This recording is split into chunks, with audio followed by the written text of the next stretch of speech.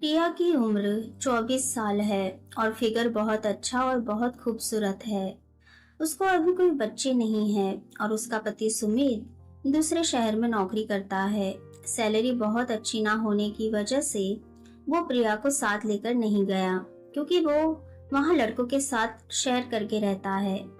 वैसे तो प्रिया दिखने में बहुत ही खूबसूरत दिखती थी, लेकिन फिर भी अपने आप को संवारने पर बहुत ध्यान देती थी। वो अपने जेठ अमन और उसकी पत्नी मधु के साथ कानपुर में ही रहती थी। प्रिया के पति को छुट्टियां कम मिलती थी। प्राइवेट नौकरी करता था उसका पति, दिल्ली में ही रहता था, इसलिए वो घर से कम आ पाता था, लेकिन फोन पर घंटों घंटों तक बात करता था।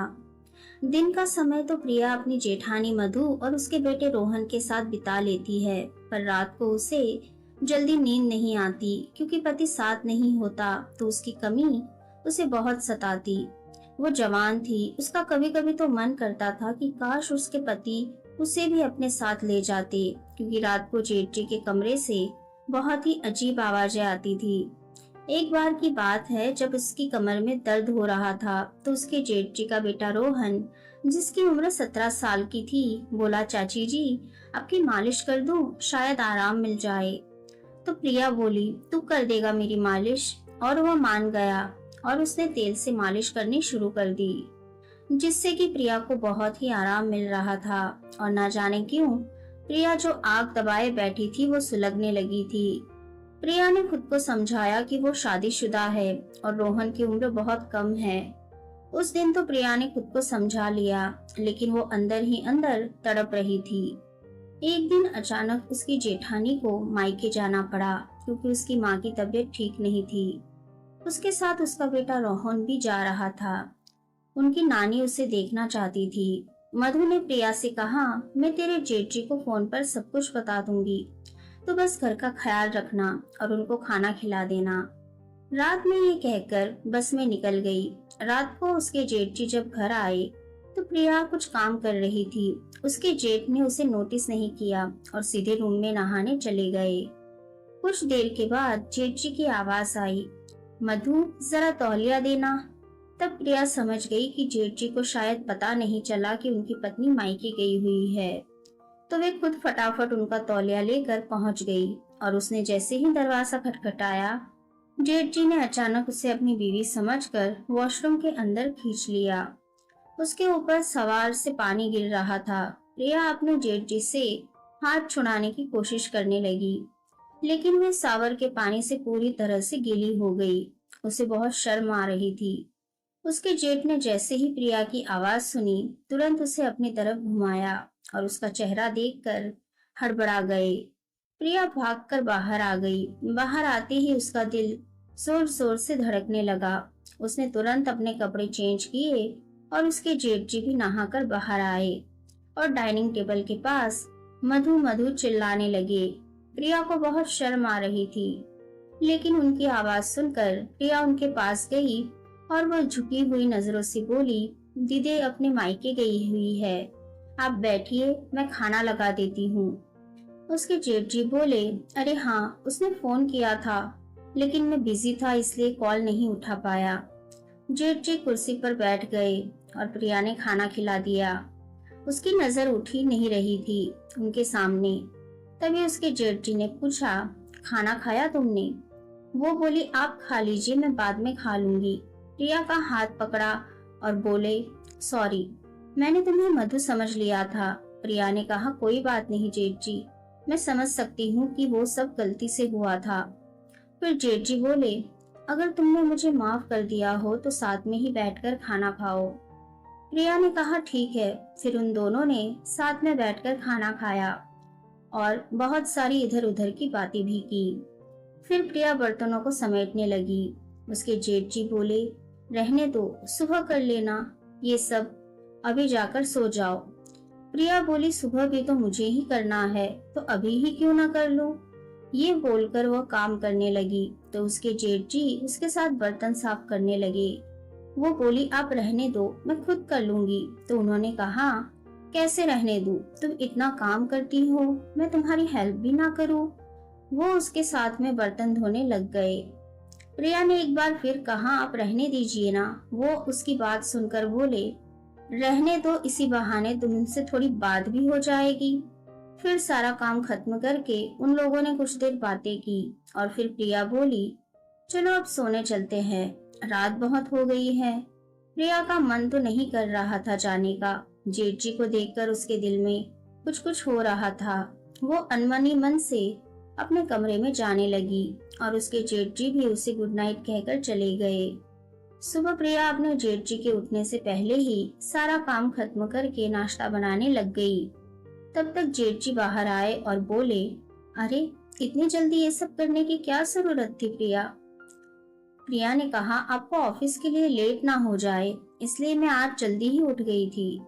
जेठ जी ने कहा, आज ऑफिस नहीं है, मैं तुम्हें रात में ही बताने वाला था, लेकिन तुम्हें नींद आ रही थी और मैं बताना भूल गया। प्रिया बोली, कोई बात नहीं, आप नहा लीजिए, फिर मैं नाश्ता लगाती हूँ। प्रिया के जेठ जी नहा कर आए और फिर दोनों ने साथ में मिलकर नाश्ता किया। फिर उसके जेठ जी ने कहा, तुम बहुत दिनों से बाहर नहीं गई हो और सुमित भी नहीं है, तो सोच रहा हूँ तुम्हें कहीं घुमा लाऊं, अगर तुम्हें मेरे साथ बाहर घूमने से कोई दिक्कत ना हो तो। प्रिया ने कहा, नहीं जेठ जी, मुझे तो कोई दिक्कत नहीं है, पर अगर दीदी को पता चला तो। जेठ जी बोले, तुम टेंशन क्यों लेती हो, क्या मेरा इतना भी हक नहीं है तुम पर? इसके बाद जेठ जी उसे बाहर घुमाने ले गए और फिल्म भी दिखाई और फिर होटल में भी खाना खिलाया और बहुत सारी शॉपिंग करवाई।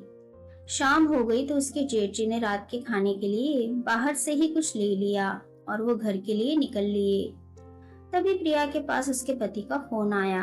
प्रिया ने फोन उठाया और अपने पति से बात करना शुरू किया।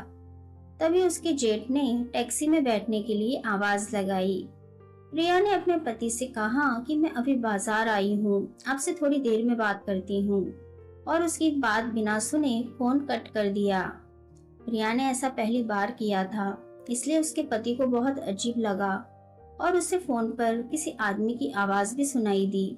वो सोचने लगा कि आखिर प्रिया किसके साथ है। फिर उसने सोचा, जब वो फोन करेगी तब पूछ लूंगा कि कहाँ थी और किसके साथ थी। फिर रात को प्रिया ने अपने जेठ के साथ खाना खाया।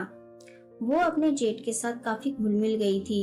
प्रिया जब खाना खाकर अपने कमरे में जाने लगी तो उसके अपने जेठ जी से बोला, आपने अपने छोटे भाई की कमी आज पूरी कर दी, आप बहुत अच्छे हैं। वो बोले, मैं वो कमी कैसे पूरी कर सकता हूँ, वो मेरे बस में नहीं है। प्रिया शर्मा गई और बोली, आप तो उनके भाई हैं, जितना हक उनका है उतना ही आपका भी है, और मुस्कुराने लगी। प्रिया की शरारत भरी मुस्कान देखकर उसके जेठ जी को सब समझ आ रहा था। थोड़ी देर बाद उसके जेठ बोले, चलो बहुत रात हो गई है। प्रिया उठकर अपने कमरे में चली गई। प्रिया को बहुत बुरा लग रहा था कि उसने जेठ जी से साफ साफ कहा, लेकिन फिर भी वो उसकी बात नहीं समझे। उस रात तो प्रिया सो गई। सुबह प्रिया के पति का फोन आया। जब उसने प्रिया से पूछा कि कल तुम कहाँ थी, गाड़ियों की आवाज आ रही थी, तो उसने बताया कि वो बाजार गई हुई थी। तो उसके पति ने पूछा, किसके साथ गई थी? वो बोली, क्या मतलब? तो उसके पति ने कहा कि तुम्हें जब मैंने फोन किया था तो किसी आदमी की आवाज आ रही थी, जिसके बुलाने पर तुमने फोन कट कर दिया। प्रिया ने कहा, दरअसल मेरे साथ जेठ जी थे, मेरी तबीयत ठीक नहीं थी। तो ये सुनकर उसका पति बोला, अभी तो तुम कह रही थी कि तुम बाजार गई थी। तो वो थरथरा गई और बोली कि मैं आपको परेशान नहीं करना चाहती थी, इसलिए मैंने ऐसा कह दिया था। दरअसल मेरी तबीयत खराब हो गई थी, तो जेठ जी मुझे दिखाने ले गए थे। तो उसके पति ने कहा कि क्या हो गया था तुम्हें? तो उसने बताया कि उसे बुखार आ रहा था। उसके पति ने उससे कहा कि ठीक है, तुम अपना ध्यान रखो और दवाई टाइम पर ले लेना, कोई दिक्कत हो तो भैया को बता देना, वो फिर से तुम्हें डॉक्टर को दिखाने ले जाएंगे। प्रिया के जेठ जी अपने ऑफिस चली गए और प्रिया का घर में बिल्कुल भी दिल नहीं लग रहा था। उसके अरमान बार बार मचल रहे थे। प्रिया ने अपने जेठ को फोन लगाया। उसके जेठ ने कहा, क्या हुआ प्रिया, क्या बात है? तो प्रिया बोली कि कुछ नहीं, बस आपकी याद आ रही थी। जब से आपके साथ वक्त बिताया है बहुत अच्छा लगा। प्रिया के फोन पर तभी उसके पति का फिर से फोन आने लगा। प्रिया ने फोन नहीं उठाया और अपने जेठ से बातें करने में लगी। इधर उसका पति परेशान हो रहा था। पिछले 1 घंटे से वो फोन लगा रहा था, लेकिन प्रिया का फोन बिजी ही आ रहा था। इससे पहले कभी प्रिया का फोन इतना बिजी नहीं आता था, और आता भी था तो थोड़ी देर में वो कॉल बैक जरूर करती थी। पर आज पूरा दिन निकल गया। प्रिया का पति उसके फोन का इंतजार करता रहा, पर फोन नहीं आया। प्रिया का जेठ आज जल्दी घर आ गया। प्रिया उन्हें देखकर खुश हो जाती है। प्रिया नजरें झुकाकर खड़ी होती है। उसके जेठ कहते हैं, प्रिया देखो, मैं तुम्हारे लिए आइसक्रीम लाया हूँ। वो प्रिया की तरफ आइसक्रीम बढ़ा देते हैं। प्रिया देखती है कि वह सिर्फ एक ही है। वो कहती है, जेठ जी, ये क्या? ये तो सिर्फ एक ही है, आप अपने लिए आइसक्रीम नहीं लाए? तो उसका जेठ मुस्कुराता है और बोलता है कि हम दोनों एक ही में खा लेंगे, अब अलग अलग की क्या जरूरत है। प्रिया आइसक्रीम को फ्रिज में रख देती है। उसका जेठ नहाने चला जाता है। फ्रेश होकर जब उसका जेठ बाहर आता है तो वह प्रिया को आवाज लगाता है। प्रिया उसके लिए खाना लगा देती है। दोनों साथ में मिलकर खाना खाते हैं और उसके बाद प्रिया आइसक्रीम लेकर आती है और वो अपने हाथों से अपने जेठ को आइसक्रीम खिलाती है और फिर दोनों मिलकर उस आइसक्रीम को खाते हैं। उसका जेठ उससे कहता है कि अब तो तुम्हें बोर नहीं लग रहा है ना? मेरे भाई की क्या अभी भी तुम्हें बहुत याद आती है? तो प्रिया कहती है कि नहीं, अब तो मुझे उनकी बिल्कुल भी याद नहीं आती है। आज तो मैं उनसे फोन पर ज्यादा बात भी नहीं की। तो प्रिया के जेठ जी उसका हाथ अपने हाथ में लेते हुए कहते हैं कि वैसे अगर तुम चाहो तो मैं अपने भाई की सारी कमी पूरी कर सकता हूँ। प्रिया ये सुनकर पानी पानी हो गई, क्योंकि प्रिया अपने जेठ का इशारा समझ गई थी। वो अब कंफ्यूज थी कि अपने रूम में जाए या जेठ जी के। उसका जेठ भी समझ चुका था कि प्रिया उससे क्या चाहती है। उसके बाद प्रिया के जेठ उसे बाहों में उठाकर अपने कमरे में ले जाते हैं। प्रिया बहुत ज्यादा खुश होती है, क्योंकि बहुत दिन से उसकी इच्छा थी कि उसे ये मजा मिले, जो कि पति के दूर रहने की वजह से उसको बहुत दिन से नहीं मिला था। जेठ जी बोले कि प्रिया, आज तुम्हारे पति की सारी कमी पूरी हो जाएगी। उसके बाद उन्होंने प्रिया को अपने कमरे में ले गए और दरवाजा बंद कर दिया। कमरे के बाहर तक प्रिया की आवाजें जोर जोर से आ रही थी। तभी किसी ने दरवाजा खोला और लाइट जला दी। प्रिया और उसके जेठ को तो होश ही नहीं था कि कब दरवाजा खुला, कब लाइट जली। जब उन्हें होश आया तो दरवाजे पर जैसे ही उनकी नजर पड़ी, उन दोनों के तो होश ही उड़ गए। सामने जो खड़ा था वो कोई और नहीं बल्कि प्रिया का पति था। उसको देखते ही प्रिया अपने आप को चादर से ढकने लगी। प्रिया का पति बहुत ज्यादा गुस्से में था। उसकी आंखें एकदम लाल हो गई थी।